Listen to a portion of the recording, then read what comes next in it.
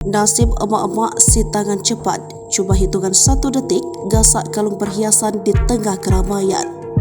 Viral video di media sosial seorang wanita yang melakukan pencurian kalung terhadap anak kecil di tengah keramaian tempat hiburan warga.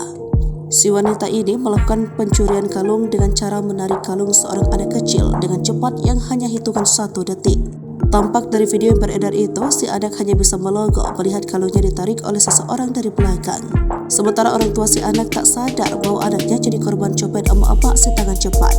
Saat itu, si anak dan keluarga sedang menyaksikan atraksi cosplay robot di tengah keramaian. Setelah berhasil menggasak kalung si anak, si wanita berbaju hitam itu langsung meninggalkan lokasi.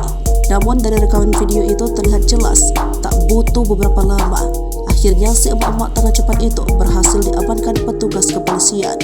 Dari lanjutan postingan di media sosial yang kembali beredar, diketahui lokasi kejadian itu terjadi di sebuah kota di negara Malaysia. Si emak-emak tangan cepat dengan ciri-ciri yang sama saat melakukan aksi copetnya kini sudah diamankan petugas kepolisian. Kepastian lokasi itu terjadi di Malaysia lantaran terlampir jelas selembar surat laporan polisi pada bagian atasnya yang tertulis polisi di Raja Malaysia. Tentunya aksi copet si emak-emak tangan cepat ini menjadi himbauan bagi para orang tua untuk tetap waspada dan selalu mengawasi anak-anaknya saat berada di tengah keramaian warga. Hal ini dikarenakan kejahatan bisa terjadi kapan saja dan bisa jadi kesempatan bagi para pelaku kejahatan untuk melancarkan aksinya.